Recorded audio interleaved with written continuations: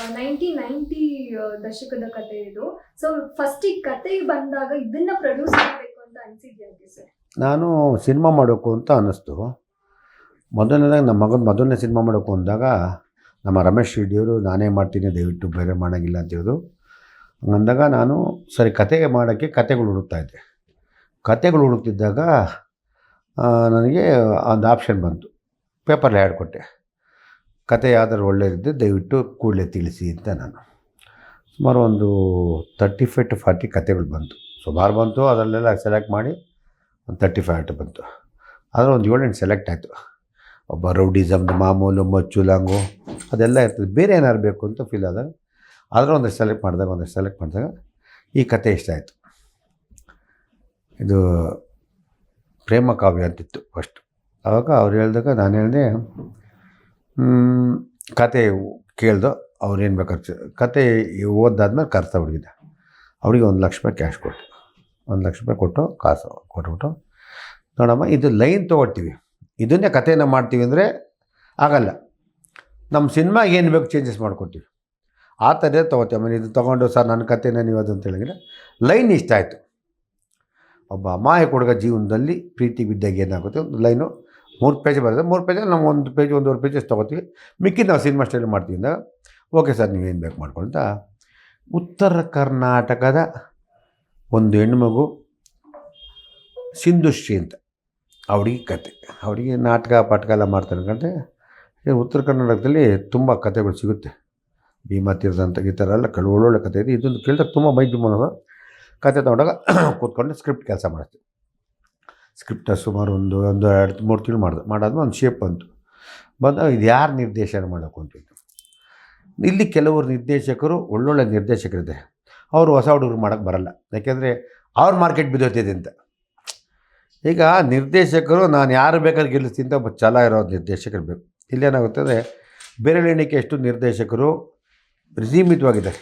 ಒಂದು ಹೀರೋಗೆ ದೊಡ್ಡ ಹೀರೋಗಳು, ಯಾಕೆಂದರೆ ದೊಡ್ಡ ಹೀರೋಗೆ ನೀನು ಯಾರೇ ಮಾಡಿದ್ರು ಸಿನಿಮಾ ಹಿಟ್ಟಾಗುತ್ತೆ. ಇಟ್ಟೋದ್ರೆ ಒಂದು ರೇಂಜ್ ವ್ಯಾಪಾರ ಆಗುತ್ತೆ. ಒಬ್ಬ ಹೊಸ ಹುಡುಗ ಬಂದು ಮಾಡಿದ್ರು ಒಂದು ರೇಂಜ್ ವ್ಯಾಪಾರ ಇದೆ, ಹಳಬ ಮಾಡಿದ್ರು ಒಂದು ರೇಂಜ್ ವ್ಯಾಪಾರ ಇದೆ. ಚೆನ್ನಾಗಿದೆ ಸಿನಿಮಾ ಹಿಟ್ಟಾಗುತ್ತೆ, ಏನಾದ್ರು ಅವರೇಜ್ ಆಗುತ್ತೆ, ಏನೋ ಒಂದಾಗುತ್ತೆ. ಹೊಸಬರು ಹಿಟ್ಟು ಮಾಡಿದ್ರೆ ಗೆಲ್ಲಿಸಲೇಬೇಕು ಅಂತ ಮಾಡು, ಇವ್ರಿಗೆ ಅರ್ಧ ಭಯ. ಇವತ್ತು ನಾನು ಅದಕ್ಕೆ ಹೇಳಿದೆ, ಹೊಸ ಹುಡುಗ ಅವರು ಬಂದಾಗ ಹೊಸ್ದಾಗಿ ಬಂದಾಗ ಅವ್ರಿಗೆಲ್ಲ ಚಾನ್ಸ್ ಕೊಟ್ಟಿಲ್ಲ, ಹೊಸ ಹುಡುಗರು ಬೆಳೆಸಬೇಕು ನಿರ್ದೇಶಕರು. ಅದಕ್ಕೆ ಹೇಳಿದಾಗ ಆಯ್ಕೆ ಮಾಡಿದಾಗ ಸುಮಾರು ಒಂದಷ್ಟು ನಮ್ಮ ಕಣ್ಣು ಮುಂದೆ ಬಂದೋಯ್ತು. ಕೆಲವು ನಿರ್ದೇಶಕರು ಇಂಟ್ರೆಸ್ಟ್ ಇಲ್ಲ, ಕೆಲವು ನಿರ್ದೇಶಕರು ಸಾಲದಲ್ಲಿರ್ತಾರೆ, ಕೆಲವು ನಿರ್ದೇಶಕರು ನನಗೆ ನೆಕ್ಸ್ಟ್ ಸಿನಿಮಾ ಇನ್ನೂ ಇದಾಗಿಲ್ಲ ನೆಕ್ಸ್ಟ್ ಸಿನಿಮಾಗೆ ಯೋಚನೆ ಮಾಡ್ತಾಯಿರ್ತೀನಿ. ಈ ಥರದಿಂದ ಇಂಡಸ್ಟ್ರಿಯಲ್ಲಿ ಕಷ್ಟ. ಯೋಚನೆ ಮಾಡಿದಾಗ ಹಾಗೆ ಸುಮಾರು ಯೋಚನೆ ಮಾಡಿದಾಗ ಮಲಯಾಳಿ ಇಂಡಸ್ಟ್ರಿ ತುಂಬ ಚೆನ್ನಾಗಿದೆ, ಮಲಯಾಳಿ ಸಿನಿಮಾಗಳು ಚೆನ್ನಾಗೋದಿತ್ತು ಎಲ್ಲ ಮಾತಾಡ್ತಾರೆ. ಒಬ್ಬ ಮಲಯಾಳಿ ಒಳ್ಳೆ ಡೈರೆಕ್ಟರ್ ಬೇಕು ಅಂತ ಹೇಳ್ತೀವಿ, ವಿ.ಕೆ. ಪ್ರಕಾಶ್ ನನ್ನ ಕಂಡ್ರು. ಅವರು ಆಲ್ರೆಡಿ ಕನ್ನಡದ ಒಂದು ಅವಾರ್ಡ್ಗೆ ಒಂದು ಸಿನಿಮಾ ನ್ಯಾಷನಲ್ ಅವಾರ್ಡ್ ತೊಗೊಂಡ್ರು. ಅವ್ರು ನೋಡಿದಾಗ ಸರ್ ಈ ಥರ ಒಂದು ಕತೆ ಇದೆ ಮಾಡೋ, ಕನ್ನಡ ಮಾಡ್ತೀನಿ ಸರ್ 100% ನಂಗೆ ಇಷ್ಟ ಸರ್ ಕನ್ನಡ ಅಂತ. ಸರಿ ಕತೆ ಹೇಳಿದ್ರೆ ತುಂಬ ಚೆನ್ನಾಗಿ ಸರ್. ಅವರು ಒಂಚೂರು ಚೇಂಜಸ್ ಮಾಡ್ಕೊಂಡಾಗ ಇದಕ್ಕೆ ಒಳ್ಳೆ ಹೀರೋಯಿನ್ ಬೇಕು ಅಂದಾಗ ಆವಾಗ ಪ್ರಿಯಾವರ ಇರಾಕನ ಅಂತೇಳಿ ಅವಳು ಆವಾಗ ತಾನೇ ಕಣ್ಣು ನೋಡಿದ್ರು ಎಲ್ಲರೂ ಫೇಮಸ್ ಆಗಿ ನೋಡಿ, ಕಣ್ಣಿನ ಮಿಣಿಕಿ ಕಣ್ಮಣಿ ಅಂತ ಬಂತು. ಸರಿ ಹಾಕೋಣ ಅಂದೆ. ನಾವು ವ್ಯಾಪಾರ ಹೋಗಿ ಕಣ್ಮಣಿ ಮಾಡಾದ್ಮೇಲೆ ಕತೆ ಆಯಿತು ಸರ್. ಮ್ಯೂಸಿಕ್ಕಿಗೆ ಡೈರೆಕ್ಟ್ರಿಗೆ ಕನ್ನಡ ಸ್ವಲ್ಪ ಕಡಿಮೆ ಅಂತ ಮ್ಯೂಸಿಕ್ ಸೆನ್ಸ್ ಇರಬೇಕು. ಅಷ್ಟೊತ್ತಿಗೆ ನಮ್ಮ ಗೋಪಿ ಸುಂದರ್ ಅಂತ ಮಲಯಾಳಿ, ತೆಲುಗು ದೊಡ್ಡಿಟ್ಟಾಗಿತ್ತು, ಇಂಕೆ ಕಾವಾಲೆ ಅಂತ ದೊಡ್ಡಿಟ್ಟು. ಆಮೇಲೆ musically is very good person. ಓದಂಬಿಟ್ಟು ಅವ್ರು ಸಖತ್ ಬಿಸಿದ್ದ ಸರ್. ಈ ಥರದಾಗ ಸರ್ ಕನ್ನಡ ಸಿನಿಮಾ ನಾನು ಫಸ್ಟ್ ಟೈಮ್ ಮಾಡ್ತೀನಿ ಸರ್, ನನಗೂ ಇಂಟ್ರೆಸ್ಟು. ಸರಿ ಸರ್ ಅಂತ ಇವರೆಲ್ಲ ಕನ್ನಡ ನಿರ್ದೇಶಕರು Malayali, music director Malayali, heroine Malayali, ಈ ಮಿಕ್ಕಿ ಟೆಕ್ನಿಷಿಯನ್ ಸರ್ ಅಲ್ಲೇ ಮಾಡ್ಬಿಡೋಣ ಚೆನ್ನಾಗಿರ್ತದೆ. ಮಲಯಾಳಿ ಇಲ್ಲ ಕನ್ನಡದಲ್ಲೇ ಮಾಡಬೇಕು ನನ್ನ ಆಸೆ. ಮಲಯಾಳಿ ಮಾಡೋ ಸಾಧ್ಯ ಬೇಡ ಕನ್ನಡದ ಮಾಡೋಕೆ ನಿಮಗೂ ಇಟ್ಟು ಮಾಡ್ತೀನಿ ಬೇಡ ಕನ್ನಡ ಮಾಡಿದ್ದಾಗ ಕನ್ನಡ ಆಯಿತು. ಸಿನಿಮಾ ಬಂತು.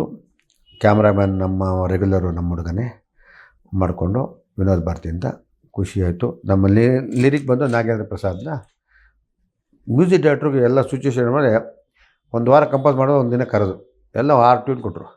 6 ಟ್ಯೂನು ಸೂಪರ್, ಒಂದಕ್ಕಿಂತ ಒಂದು ಚೆನ್ನಾಗಿತ್ತು. ನಾಗೇಂದ್ರ ಪ್ರಸಾದ್ ಕೊಂಡು 2 ದಿನ ಅದೇ ಕೂತ್ಕೊಂಡು ಲಿರಿಕ್ ಬರ್ಸಿದಾಗ ಒಂದು ಹಾಡಿಗೆ ಪ್ರಿಯ ವಾರಿಯರ್ ಕೈಲಿ ಆಡಿಸ್ಬೇಕು ಅಂತ ಒಂದು ಮಾತು.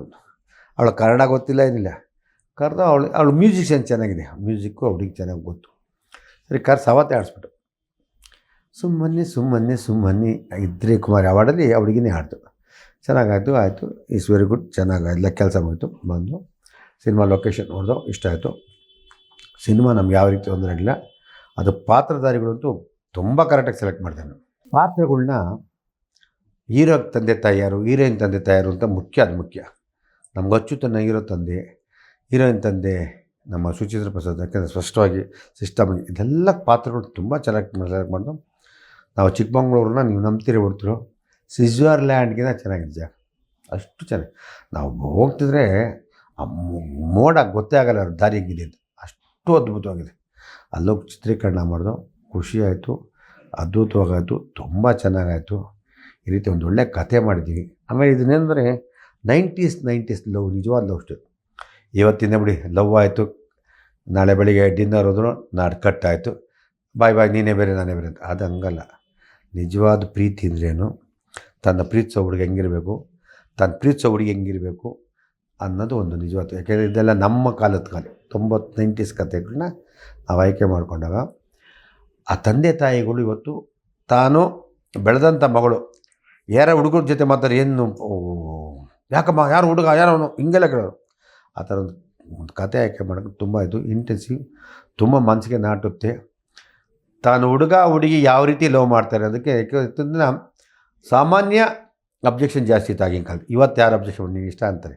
ಅವತ್ತಿನ ಕಾಲದಲ್ಲಿ ಅವ್ನು ಯಾರು ಎಂಥವ್ನು ಯಾವ ಜೊತೆನೋ ನಾವು, ಇವತ್ತು ಅದೇನಿಲ್ಲ. ಇವತ್ತು ಯಾರು ಬೇಕಾದ್ರು ಆ ಥರ ಒಂದು ಕತೆ ಸಿಗೋದೇ ಪುಣ್ಯ ಅಂತ ಹೇಳ್ತೀನಿ. This is fantastic movie. ಒಂದು ಮರಾಠಿ ಸಾಯಿರಾಟ್ ಒಂದು ಪಿಕ್ಚರ್, ಆ ಫೀಲಿಂಗ್ ಬರ್ತದೆ. ಚೆಲುವಿನ ಚಿತ್ತಾರ ಇದು ಫೀಲಿಂಗ್ ಬರ್ತದೆ. ಇನ್ನೊಂದು ಎಸ್ ನಾರಾಯಣ್ ನಮ್ಮ ಮುರಳಿ ಮಾಡಿದರು, ಚಂದ್ರ ಚಕೋರಿ. ಆ ಥರ ಒಂದು ಕತೆ, ಸಾರಾಂಶವುಳ್ಳ, ಸತ್ಯಾಂಶಗಳು ತಿಳಿದುಳ್ಳ, ಎಲ್ಲ ಮನಸ್ಸು ಕರೆಯುವಂಥದ್ದು ಸಿನಿಮಾ ನಂದು ವಿಷ್ಣುಪ್ರಿಯ ಅಂತ ಹೇಳಕ್ಕೆ ಇಷ್ಟಪಡ್ತೀನಿ. ವಿಷ್ಣು ಮತ್ತೆ ಪ್ರಿಯಾ ಇವರಿಬ್ಬರ ಟ್ರ್ಯಾಕ್ ಹೇಗೆ ಮೂಡಿ ಬಂತು ಸರ್? ಜನಕ್ಕೆ ಎಷ್ಟು ಮಟ್ಟಿಗೆ ಕನೆಕ್ಟ್ ಆಗ್ಬೋದು ಅಂತ ಅನ್ಸುತ್ತೆ? ವಿಷ್ಣು ಮತ್ತು ಪ್ರಿಯಾ, ಇದಕ್ಕೇನಂದರೆ ಪ್ರಿಯಾಗೆ ಪ್ರಿಯವಾರ್ಯರು ಪ್ರಿಯಾ ಅಂತಿಟ್ಟೆ, ಇದಕ್ಕೆ ವಿಷ್ಣುಗೆ ಬೇರೆ ಒಂದಿತ್ತು. ವಿಷ್ಣು ಎಂತಕ್ಕಿಟ್ಟೆ ಅಂದರೆ ನಮ್ಮ ವಿಷ್ಣುವರ್ಧನ್ ನಮ್ಮ ಸಾರ್ ಜ್ಞಾಪನ. ವಿಷ್ಣು ಸಾರ್ ಹೆಣ್ಮಕ್ಳು ಕೊಡ್ತಿದ್ದ ಹೆಣ್ಣಿಗೆ ಗೌರವ ಕೊಡ್ತಿದ್ದೆ ಬೇರೆ. ಒಂದು ಹೆಣ್ಣಿಗೆ ಅನ್ಯಾಯ ಆಗಬಾರ್ದು, ಮೋಸ ಆಗಬಾರ್ದು, ಈ ಥರ ವಿಷಯದಲ್ಲಿ ಒನ್ ಆಫ್ ದಿ ಬೆಸ್ಟ್ ನಮ್ಮ ಬಾಸು. ಅದಕ್ಕೆ ವಿಷ್ಣು ಅಂತಿಟ್ಟೆ. ಯಾಕೆಂದರೆ ಈ ಕಥೆಯಲ್ಲಿ ಹೆಣ್ಣು ಮಗು ಯಾವ ರೀತಿ ನೋಡ್ಕೊಳ್ತಾರೆ, ಯಾವ ರೀತಿ ಮಾಡ್ತಾರೆ ಅನ್ನೋದೇ ಈ ಕಥೆಯಲ್ಲಿ ಹೆಚ್ಚಿಗೆ ಪ್ರೋತ್ಸಾಹ ಕೊಡ್ತೀವಿ ಹೆಣ್ಣು ಮಗುಗೆ. ಅದಕ್ಕೆ ನಾವು ವಿಷ್ಣು ಅಂತಿಟ್ಟೆ ಅಂತ ಹೇಳಕ್ಕೆ, ವಿಷ್ಣು ಪ್ರಿಯ ಅಂತ ಅದಕ್ಕೆ ಇಟ್ಟಿದ್ದೀನಿ ಟೈಟ್ಲ್.